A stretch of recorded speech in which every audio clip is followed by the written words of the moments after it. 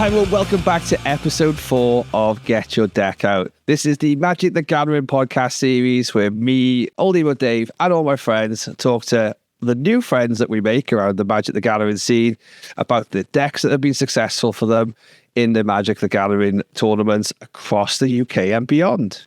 Today, I'm very pleased to be joined by the one and only Mr. Axion Top 8 finisher on Domain and only Domain, the master of Domain on the channel many, many times, Josh Corless. Josh, welcome.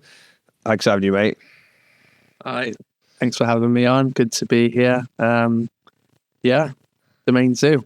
Domain Zoo. Yes. And my passion for Modern this summer has grown off the basis of meeting people who actually just deck tryhards, deck wannabes, deck specialists.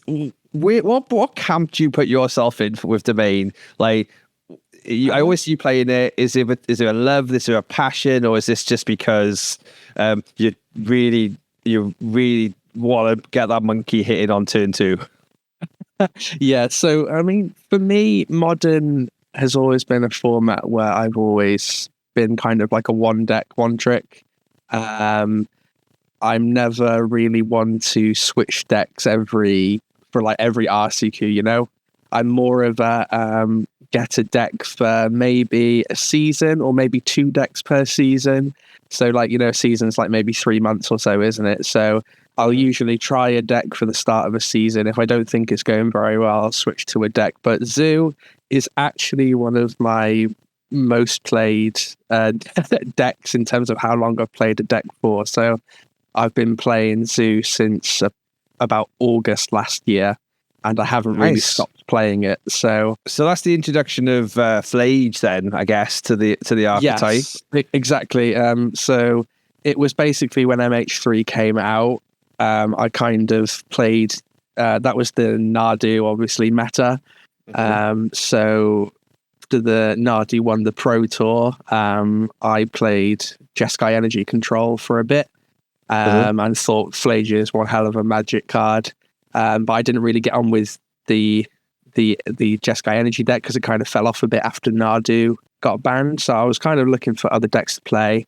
I've always liked the look of Zoo from the meta before, when, you know, like that was the big deck after metas of Karlov Mana and Leyline of the Guild Pact came out, and everyone was like terrified of Leyline Scions. So if you remember last year, I can't remember his name, but the guy did really well with Domain Zoo and won the Axion, one of the Mega Modern Axions. So after that, I kind of thought, I'm going to give this deck a go. Oh yes, that's Michael Ballum, aka Smurfy from Templar MTG.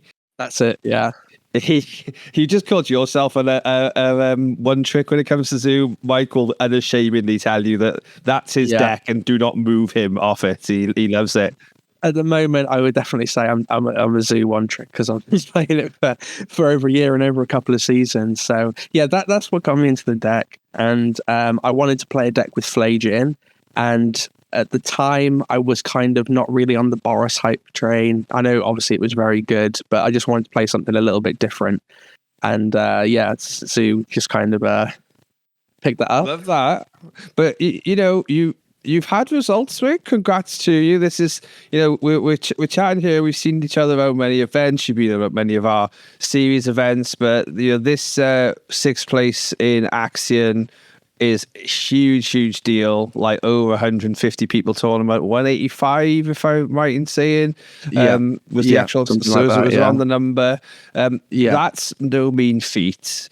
But you've definitely had different versions of Zoo across the way, and I see we got bought up for the video viewers. And remember, this is a mainly audio only podcast. There's 2 ways you can go with Domain, isn't there? And one way is a little slower and controlling. The other way is to drop in a few more domain based creatures. You went that route for this event. Why no Thrulls and that sort of one for this wider tournament? So last year, this kind of all started last year. I started playing Zoo with the what I would say is the vanilla Zoo of Yes, Castles, Neshoba Brawlers, and the Zoo package of Leyline Scions and Leyline of the Guild Packs, Leyline Bindings and Tribal Flames, and just the core Zoo package, just all of the good overstatted creatures for low cost. And obviously in the Underworld Breach meta this year, and with the rise of Black-White, people started playing Doorkeeper Thralls to switch off Underworld Breach, because obviously the artifacts coming in didn't trigger.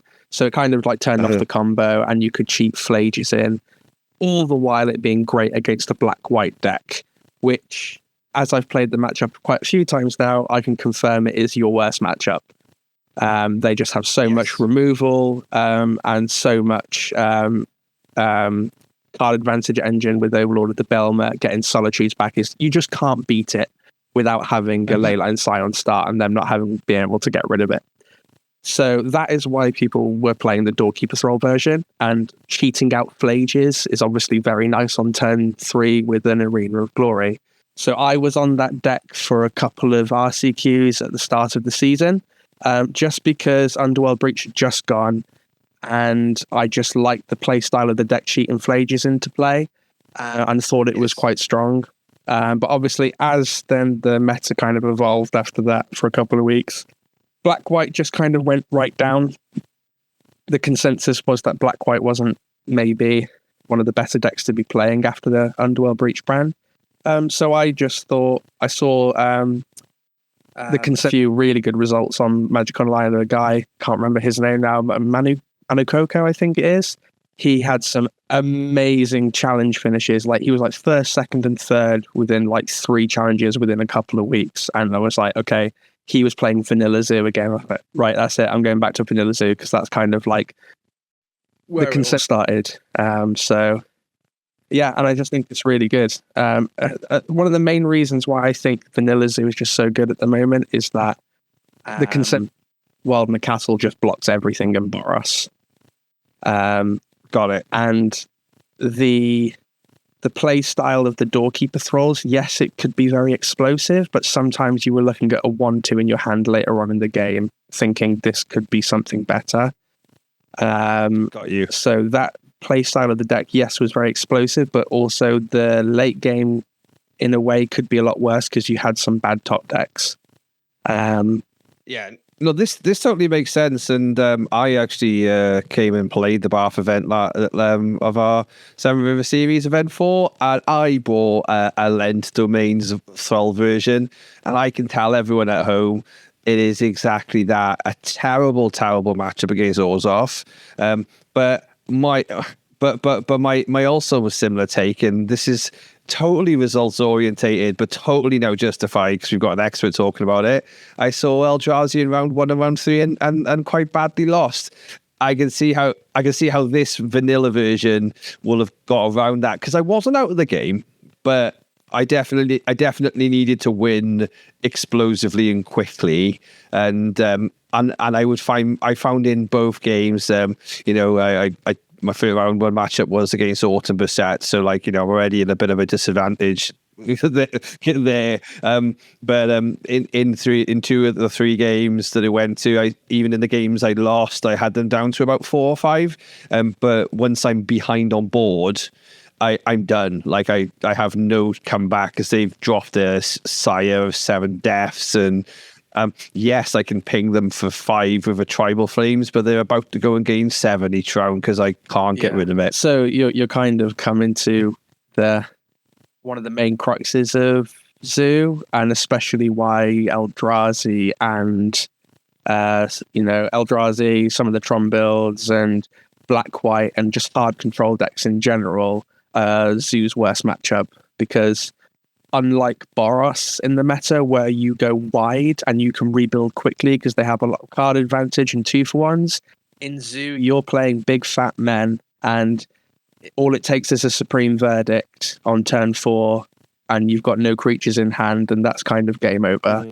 And that's why, obviously, Eldrazi and Black-White is considered your worst matchups, just because their removal is so efficient in Black-White that you can't keep up, and you don't have the card draw engine to get back in the game after they've blown up your board like Boros can. Well, to give you like the insight to like how this just wasn't my day. My round 2 opponent was not only just an Orzhov build, but they were splashing blue for Supreme Verdict and Consigned to Memory. So I was just like, I think I'll chalk this up to not your day there, Mr. Oldie Dave. For sure. So with I was just gonna say that with Black White and Eldrazi being your worst matchups, there's a few kind of tips that I could give to kind of make the matchups a little bit better.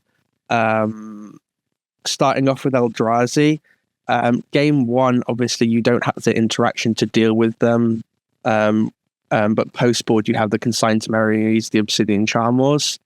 So game 1, my best advice is whether you're on the play or on the draw, keeping the fastest hands possible. And Leyline Scion realistically isn't too important. You just want to be able to have the quickest hands possible. But one thing that I can't emphasize enough against Eldrazi is to use your Leyline bindings turn 1, turn 2, whenever you can, to get rid of their early plays like Utopia Sprawl and Talismans. And sometimes even a Scion. You just have to do the math in your head of, if I leave this Scion in play, can they untap and kick a Sowing Microspawn against me? If the answer is yes, you should kill it. because a kick Sowing Microspawn on their turn 3 is game over for you, usually, if you don't have Leyline in play, because they take you off domain or they just set you back on the land so much, and heaven forbid you missed a land drop, it's just game over. So don't be scared to use your early removal on their stuff that you probably think you shouldn't do, because yes, you may think you should be leaving your Leyline bindings for the Devourer of Destinies, but yes, it's actually better if you can try and stop them if you think you've got a fast enough hand to just take them off it completely a turn, like buying you a turn to get one more attack in and then top deck the Tribal Flames for a win. I found that's the best way to win game 1s against Eldrazi. Yes. I think it's reminiscent of the strong 2023 Pioneer days when like you Rakdos Windrage was the deck, and you'd actually just abrade the blood token, and it seemed like the most silliest play in the world, but it's because that's what you needed to do to stop them just having the ability to just consistently copy the vampire and just nuke the board every time you try to drop a creature. You sometimes just need that little edge case play to get you through with that. It's a tight mana base as well, though, this deck, and I see as your choice your choices with the Xander's Lounge one of in the Triome slot. And I guess this may be built on the fact that, yes, you've got your green creatures, so your main potentially untappable required colors is the green and the white. And so you get your red from your Arena of Glory, and then like you sort of like your blue and your black are the main backup colors. Is that the sort of routing on the mana base you've gone there? The main thing with Zoo, and if you're picking up Zoo, is when you look at your opening hand, the first thing you look at is how many lands do you have and how many fetch lands do you have. And you basically just have to work out quickly in your head, is this hand playable? And the key thing that... so I'm running kind of like the original mana base of Xander's Lounge Flush Portico, and a few people now run in Death of Triumph and invert the Surveil land to the Thundering Falls to get domain that way. But realistically, it doesn't matter too much which way you flip them round. The main thing for me is that you have your Triome and then the inverted Shockland, and you just have to remember that combination whenever you start out a game, is how quickly can I get domain from 2 fetch lands. So that's usually your Triome turn 1 and then your inverted Shockland on turn 2 to get you domain on turn 2. But I think one tip I can give for playing the deck in terms of your opening hands is that you don't always have to have domain. Even if you have a Scion in hand, So disregard having Leyline Scion, because obviously then pretty much all of the rules go out the window and any 2-land hand is keepable, right? But even if you have a Scion in hand and you've got, say, a Temple Garden and Steam Vents, that is completely fine to keep as long as you have a 1-drop into a Carvu. Because, you can just go turn 1 Ragavan or Wild Nakator and then turn 2 the other Shockland into Carvu. And that's like a curve to come up against, even though the Carvu's a 4/4, and not necessarily a 5/5, you can still play it on turn 2 as a 4/4, and then you draw into your third land, and you've got like the Carvu's loot to get you to your third land. Even if you've got a Scion in play, you don't have to always have domain. So that's one thing to make sure when you're playing the deck is you don't have to mull every single hand where you don't have domain. And one consideration to make is if you're faced with you've got 2 fetch lands in your opening hand, should I play your tap land turn 1 so that you can go for the turn 2 Scion with no Leyline? I would often rather play a 1-drop into a Carvu than wait for your turn 2 to just play a fresh Scion off domain. Obviously, it depends on the game, but I'd rather go 1-drop into a Carvu and then wait for your third land to come to get you domain to get Scion, because then you've got Scion and then Stubborn Denial mana on turn 3 or Leyline Binding mana on turn 3. Yeah. I'm talking obviously in that slot, the Stubborn Denial. You're in this event. You were running the 3. Are you still on that? Because there's been I've seen an uptick in online with the newer card from Dragonstorm, Spectral Denial. Had any thoughts or played any testing with this card? Is it a potential drop in at another date? I think the card is perfectly.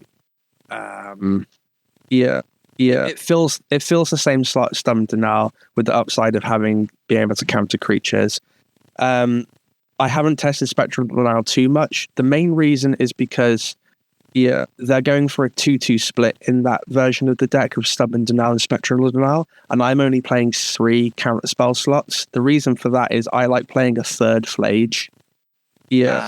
Most decks only play 2 Flage, or if you're in the Doorkeeper full, you play the full 4 Flage. But in this vanilla version of Zoo, people are only playing 2 Flage at the moment, and I like having a third Flage.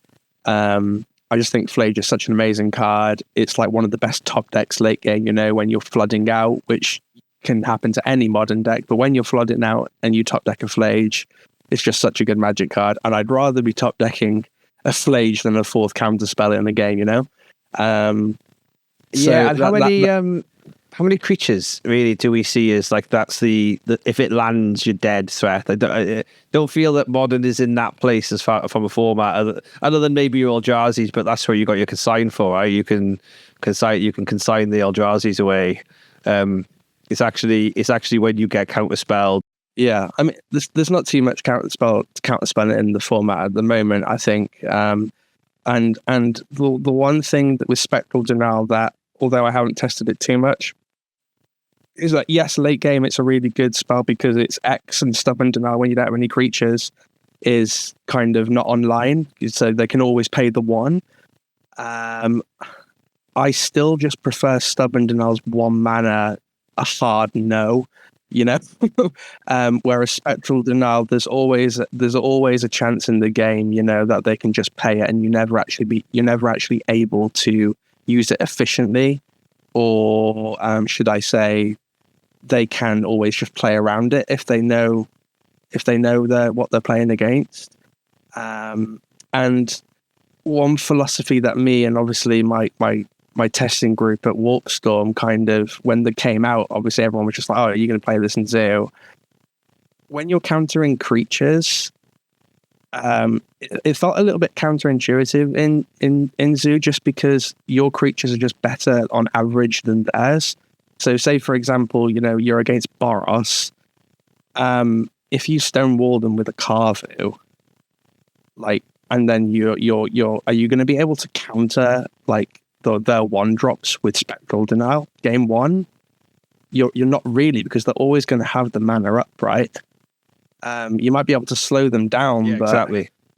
I don't know. It just seems a bit weird. And I fully admit I haven't tested it enough as I probably should, but I just really like the 3 stubborn denials. And as I said, I prefer playing a 3rd Flage over the 4th counter spell slot just to have a little bit more creature. So, but yeah, it's a good card. I definitely don't blame anyone for playing it, and I probably should be testing it more. So yeah, might give it a go, but that's my thoughts behind it. No, that's fair. That's fair enough. So whenever we see you around events around the country, when you're rattling in those common bins, we know what you're looking to get on, at least put on the bench for the coming weeks when you're testing. I've already got them. They're on the bench. It's just I haven't had them in at a tournament yet. They're not completely off the radar, everyone. They are around, just not in this particular build. I'm thinking about this sort of side cards and also sideboard cards. We look through your Axion list, and as you mentioned, roughly stock, and this is pretty much stock as far as modern sideboards go for what you're hitting. Obviously, your Charmors are hitting your Eldrazi. Pyroclasm takes a hit of Boros Energy. Consigned to Memory, I don't think this is. I think everyone splashes blue literally to play that card now. Yeah. Where it is, again, hitting all the right notes, and the Nihil Spellbomb is I feel like it's currently the free graveyard hate of choice. It's kind of like I see a lot more than I do Surgical Extraction at the moment. Yeah, I mean, I've ran all the different grave hate various tournaments, and people who say they will prefer, your Soul Guides versus your Ghost Vacuums versus your Nihil Spellbombs. I've tried them all. The only one that I didn't get along with was Rest in Peace, because obviously you have Flage in your deck, so it seems a bit counterintuitive. Mm-hmm. But I'm just on Nihil Spellbombs at the moment because you have the black mana in your deck. You may as well draw a card when you exile the grave, or at least have the option to. Yes. Ghost Vacuum obviously is probably the next thing that I would run, but Living End has become a bit more popular recently. Yeah, absolutely. And I would prefer, my logic there is I'd prefer to have the full graveyard being exiled instead of just one at a time, because I can top deck a Nihil Spellbomb on my turn 2 before their turn 3 and nuke the whole grave instead of only being able to nuke one. So that's my current logic. However, there is an argument that Ghost Vacuum is better against Boros, just because you get the Flage and then you don't really care. And then, Boros is so grindy where you could play Nihil Spellbomb on turn 3 or 4 to snipe their Flage and the rest of their grave, but they can rebuild, right? Whereas if you've got a Ghost Vacuum going the whole game, they can't really do much. Yeah. And actually, this is a good example for people listening about when you go into sort of potentially a small field event versus a wider field event. We've been running our series now, and we're sort of heading into the mid part of the 6 or 7 series, and it's fair to say there's a lot of us who now know each other's face, and we know what they're playing, and I've been calling it the micro meta adjustments that I'm sort of watching from the sidelines. People are starting to realize, and that's where Modern's kind of great. It's you're not going to have multiple Modern decks. You might have multiple pieces, but if you're on Boros Energy, you are sort of flip flopping between maybe adding Voice of Victories or not, or like you say with Domain, you might be on the Thrall version or you might not. You might not be amiss to potentially, when you come to locals in Warpstorm, or if we head down to Cardiff, to maybe put in Ghost Vacuum, knowing that you are going to see 3 or 4 Boros players, or Boros, or the weekend before where you might have seen 2 people qualify on Boros, where you've gone, right, I'll go back to Nihil Spellbomb now because I need a wider field. We saw in Gloucester in these last weeks, we saw Living End just tear through the Swiss because they hadn't played in the first 4 events, and it was oh yeah, this is a deck, and they came up against some hard graveyard hate, yes, in the top 8, but yeah, there was no one was ready, which is fun. When people do that, I was still rooting for Samwise combo to have it stay in that respect. Just where someone just come along and go, right, I am. Nobody expects this. I'm just going to win. I'm just going to win 8. I'm going to win 8 in a row. Let's go. Yeah. just any toolboxy decks like that can just run the weirdest cards as well that you can like call in for, or Green Suns for. And it's just like Sun Cleanser against Boros, or Collect Oops against like the Mox Opal decks. It's quite funny. But I think that my sideboard choice for the Axion, the Deafening Silence is kind of I was in and ahhing about, but I actually have a bit of a curse at Axion events that I always seem to go against the Storm players. Like all of last year, every Axion event, I was like 2 rounds of Storm each Axion event. So I was like, okay, well, I have to put Deafening Silences in my sideboard for Axion, and I didn't go against Storm once, obviously. But the second reason for putting Deafening Silence in my deck was obviously that it's quite good against the Prowess decks and the Mox Opal Jeskai Ascendancy decks, and I did face those twice, 3 times. So they did see some use there. Yeah, so we'll move on to talk about the event. For sure. You get was it an 8-round Swiss, 7-round Swiss, an 8-round Swiss, 8-round Swiss. It was, and I lost round 1. Oh, great! So I sat down for round 1, and I was against Mardu Energy. So obviously Boros splash into Thoughtseize and Bone Masters and the like. Mm-hmm. And yeah, it's a close game, but game 3, a Thoughtseize took my Scion turn 1 when I had Leyline Scion and no other creatures. Oh. So greed from me for keeping it, but I did mull to 6. So what can you do? So I lost that round. So let me think about my matchups now. What I played. I do have quite a funny story for my round 3. But I think round 2 was the mirror, which I beat. I had more Leyline Signs than him, so what can you do about that? Skill difference, I guess. Draw better. Yeah. Round 3, this was the funny one. I went against Hollow One. Interesting. And it went to game 3, and I kept a hand of 1 land, a Leyline, a Ragavan, and some removal. And I was on a mull to 6. So very risky hand. It was better mulling to 5 against the Burning Inquiry deck there, right? Oh, yeah, of course. So they turn 1 Burning Inquiry me, and they drew me into second land and a Scion. And I discarded a Flage and something else. So like the best thing possible for me, right? There's no skill issue there. You know how to draw your deck. No. And I look over to what they discard off their Burning Inquiry, and it was Celestial Purge Wurter. So they basically drew me into my combo, and they discarded into their removal against my combo. Oh, no way. It was honestly, it was one of the first times where I've actually just laughed out loud in a Magic match, trying to be serious in the game 3. I actually just burst out laughing. So apologies to that opponent, but they definitely saw the funny side. Of course, yeah. And sometimes you just have it, right? Like that's why that's why the deck's built the way it's built, and to see it. But you went on into round 4. This is probably the make when you're looking at like make or break matchups. You faced Eldrazi. Agenda Eldrazi is what that comes up on the list as. That match was just a bit of a stomp. Unfortunately, he was unlucky. He didn't draw his Eldrazi lands. He just kept like hands with like the red-green lands and stuff, and I kind of just was able to run over him. He couldn't get anything out quick enough. So obviously Eldrazi is a bad matchup. When I face it, I'm always pretty, like, okay, this could be it now. But the sideboard plan against Eldrazi is good. You just have to get through game 1.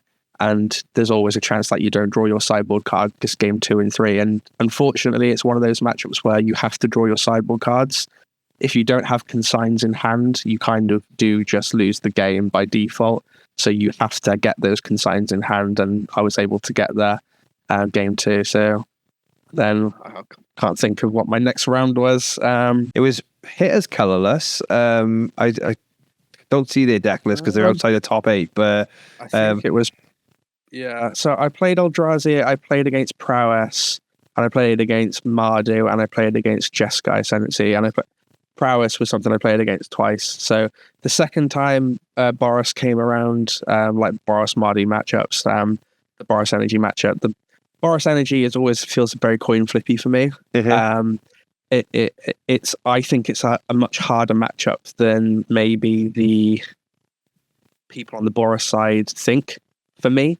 Yes, if I have Leyline Scion, it's an easy game. However, they, if they draw their Thraben Charm turn 2, they can just get rid of my Leyline and then use their Galvanic on my creatures, and they're good to go. Yeah. So it's a harder matchup than I think. I think they may think it is. My best advice is to game 1, never mull to Leyline Scion. In most matchups, you should never mull to Leyline Scion. It's just not something you should do because your deck works absolutely fine without it. But just make sure that you're killing the right stuff at the right time, and always be apprehensive around them being able to flip their own Ajani with their own galvanic discharges, because that's got me so many times where I slam a Flage down, killing their Ajani, and then they flip it in response with a galvanic, and that kind of just ruins your game. So in game 1, it always just feels like it's the Flage mirror, if that makes sense. If you don't have Leyline Scion, yes, you're just trying to play a game of like removing their creatures at the right time and trying to get to Flage before them, which is very hard to do because they're just a better Flage deck, right? But the best thing you can do is protect your Karvu with Stubborn Denial and make sure that your Karvu stays alive for as long as possible to keep their graveyard clear, and exiling Flages on the spot with Leyline Bindings and with the Karvu's activated ability. Because basically it's whoever reanimates Flage first kind of usually wins that game. And then sideboard, you have Pyroclasms, so you kind of board into more of a control deck. You board in the Pyroclasms, board in the Wear Tear, board in the Nihil Spell Bombs, and you're just trying to keep the board clear, and then just to attack with your 5/5s or your or whatever you've got.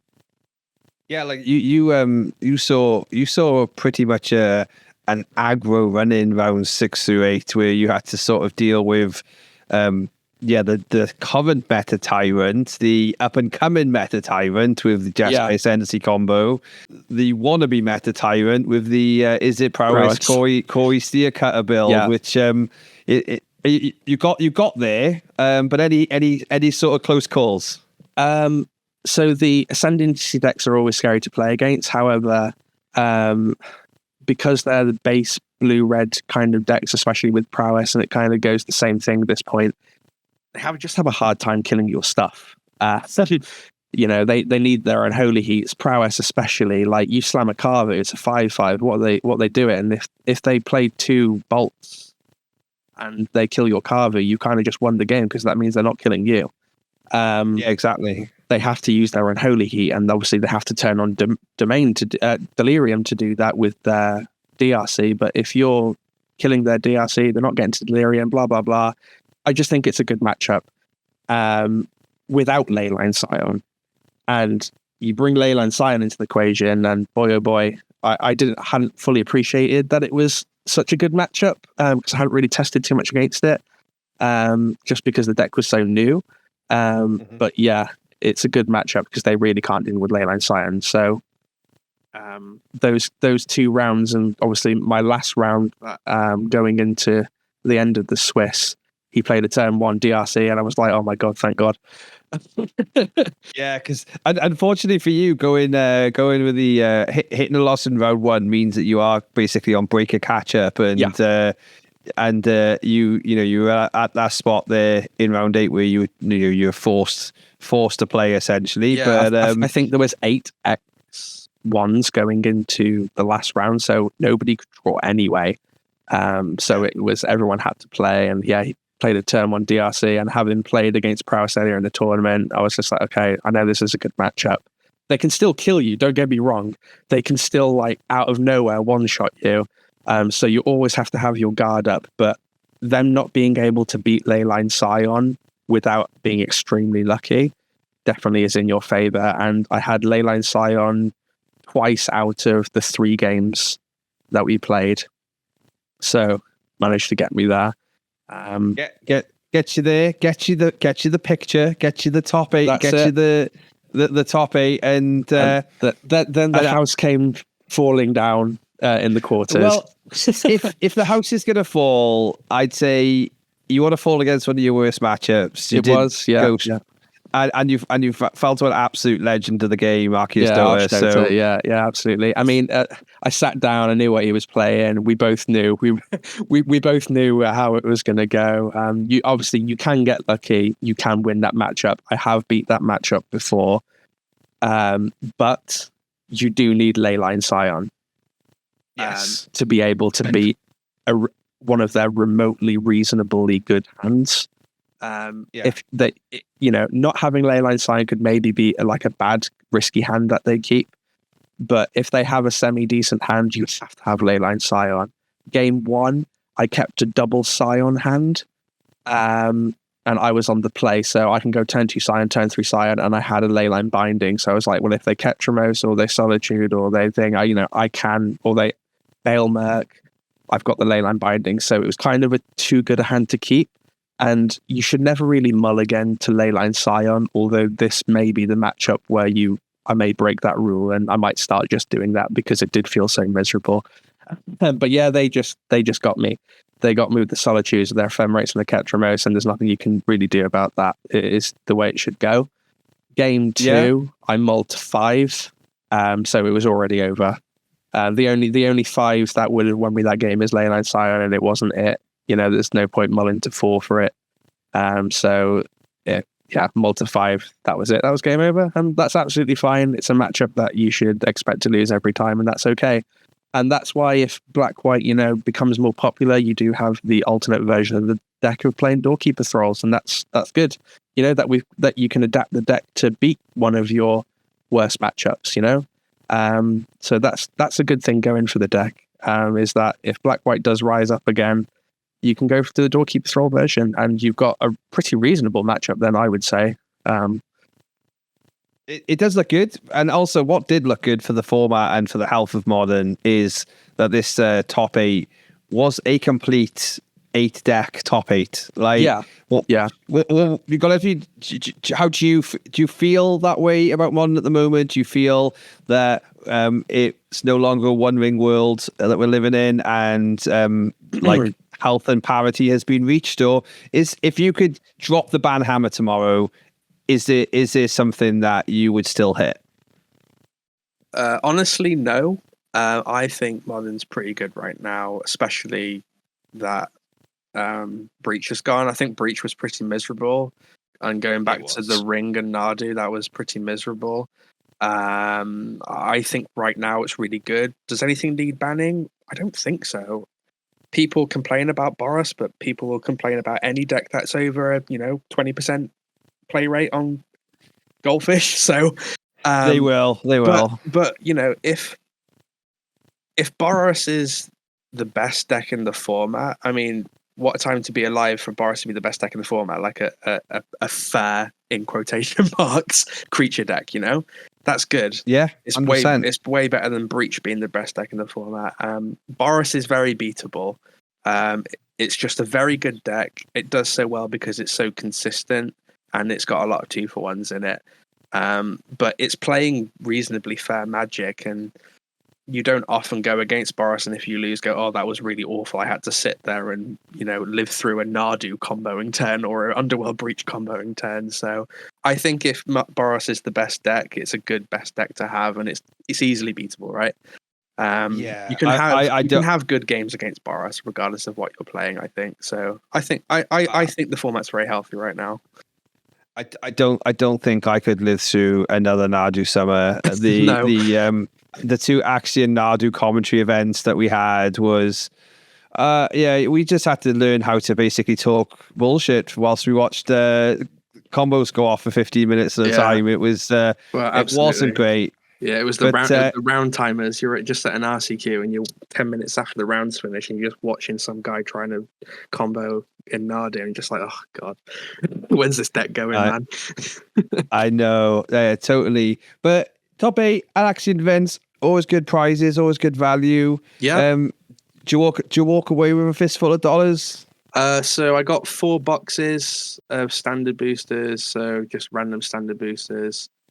Boxes, and then obviously the invitationals invite, and that's a massive one for me. I've qualified for regionals 2 years in a row now in the modern seasons, and had a few mates qualify for invitationals last year, and that was kind of my next goal, is like my progression, I suppose, is qualify for invitationals this year, and I've managed to do it the first Axiom Mega Modern I played, so I'm very happy about that. Weird that there was no RCQ invites in the top 8 of the Mega Modern this time. I would have preferred to have got one less booster box for the RC invite, because I feel like if you could go 7-1 and make top 8 in a big modern tournament like that, you should at least get the RC invite as well, like they did last year. But it just means that I can keep playing Magic. I don't have a reason to stop, because sometimes if you win it too early in the season, you might not be too motivated to keep playing Magic for the next couple of weeks. And I want to keep playing Magic. It's what I do for my main hobby. I work full time and I've got a 2-year-old kid and I'm married, got a mortgage. So it's kind of like my, Friday nights and a Saturday is when that's my time, my hobby time. So I like having an excuse to keep going playing Magic. So if you win too early in the season, it's just like, oh, do I go? Do I need to go? I don't really need to go. So I'm not too bothered. Honestly, the full motivation behind us putting together this sort of this sort of Southwest Series concept that we've got is for people to still come and play Magic after they've qualified. We need to get these events regular and busy so that they actually they've got value. And because I've called it out everywhere, haven't I? The whole fact that these events cost a whole booster box. Yeah, if not more. In fact, absolutely. It's near enough 2 booster boxes to a store. To be fair, stores don't make massive margin, but they pretty much have to fork out the equivalent of 2 booster boxes before the event even starts. Yeah, and they have to recoup it in lack of pricing, and that then means when your events are only, some stores, if they've only got like a local scene, they got small numbers, they get like 10, 12 people, like they can maybe make it worthwhile for first and second to come and play. But it's not like reward you a lot. It's to like make your money back. No, absolutely. I mean, I think most people going at the RCQ level in the UK, well, the people that I speak to anyway, I'm like my people that I know go, and like people in the series, they expect when they go to an RCQ for the tickets to be as cheap as possible, and you only make prizes if you make top 8, and everyone's there for the invite. They're not there for a couple of standard boosters. I mean, it's a nice to have, right? But I think people prefer cheaper entry and be able to go as many as possible to get the numbers in to get the RCQ invite, because you can be the best Magic player in the world, you can still go 0-2 at an RCQ and need to go to the one the week after, right? It's just Magic for you. It's a game of skill and it's a game of luck, and sometimes you do get unlucky even if you are the best Magic player.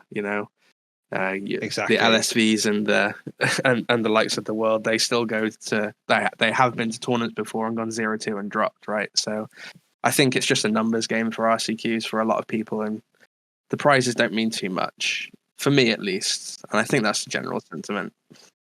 It's been great having you, Josh. Yeah, thank you. Obviously, both, as you mentioned, we're both dads. We both got kids in bed, and the missus is currently wondering why am I still on? Why are we still on the computer speaking to a stranger?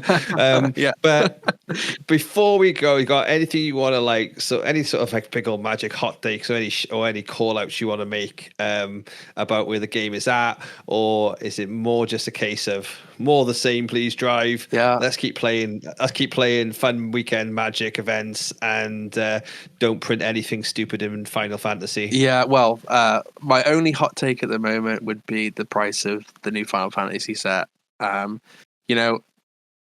the boosters are almost double the price for standard legal set is beyond me. And to be honest, looking at the the cards in the set, there's nothing like too crazy either power level wise, so it feels a bit odd. It just feels really strange, and like this is like one of the first times that I haven't actually gone to a pre-release for a while, just because like it's like 10-20 quid extra, and it's just like, well, I like Final Fantasy, I grew up on Final Fantasy, but it's still just a lot of money, right? But anyway, that's one little hot take I have. I think a few people share the sentiment, but I think it's just the general take of everyone, and I hear that from like the people sort of in our circles and competitive ones. There's a little sigh of relief. There's nothing too broken, absolutely, but that just doesn't justify the price tag. Because at least if they made some broken cards, you can go, oh, I'm going to buy cards to see if I can open this busted card. But there just doesn't seem to be too much. So we're basically playing Wizards for the extra licensing costs that they've had to pay, and it just doesn't sit right with me. That's the big knock on though, isn't it, for events now? Though, is obviously stores will want to run events out of their stores will want to run events out of their prize support and what's on the shelves, and like I've already had a few people I've asked for feedback on. People have said, look, give us double Ether Drift boosters so we can play the stock-up lottery. And that's a reasonable thing to say, right? I mean, I'm sure there's going to be a lot of cards in Final Fantasy that end up being worth money for Commander, so I'm sure it will be worth opening the set somewhat. But for the tournament scene, your standard and your modern and your whatever you're playing format you're playing, and not Commander, basically. There isn't too much, right? You're talking your average shop. Is for your £30 entry. We're like, I don't know, so there's 25 of you top 8 in. Like you're going to be able to take half a box of say like Edge of Eternities or Dragonstorm, like a slightly older set like Ether Drift or Karloff Manor. They might actually give you a box. Whereas for the same price, they'll probably give you 8 Final Fantasy boosters for top 8. Like in a reasonably sized RCQ. So like I hope this is one of the blips on the radar. Unfortunately, we got a lot of Universes Beyond to come, so let's see. We'll let that see how it plays out. But yes, very thankful that ultimately I think any impactful singles is all we're at. We're not going to have a Modern Horizons-esque event hitting the standard scene. And that is a big relief, as you said, that there hasn't been like any crazy cards that are going to be in standard, like your likes of Shouldered, 100 quid standard cards making standard decks, or 500-600 quid decks. That's nice to see, because obviously I'll be getting into standard soon, because it's double standard season after modern season. So it is double standard. I will have to build a standard deck, which I haven't for a while. So I'll be getting into standard big time. Don't know what I'm going to play yet. I think it'll be some red deck if Monstrous Rage doesn't end up going. We're hot off a certain someone's 4-0 store championship run here with Jeskai Oculus. Oh really? Maybe we'll be having a chat on the other side of the table on this one. get you going in that one. But that's for another day. Josh, thank you for getting your deck out for me today. No, thank you. Cheers. I'll be seeing you around the scene. Everybody at home, all the links in the description. And again, just listening on Spotify, thank you for following up. YouTube, go see us there. And yeah, keep a lookout at the mini site. And obviously, we do have a massive Pauper event dropping in the middle of August. The tickets coming out on June the 8th. You can go and take a look at that. Be on the wait list. We are doing a massive event on August the 9th for everybody in that format sort of sphere. Get involved, be there, come get your deck outs with us in Firestorm, and I'll see you on the next one. Thank you.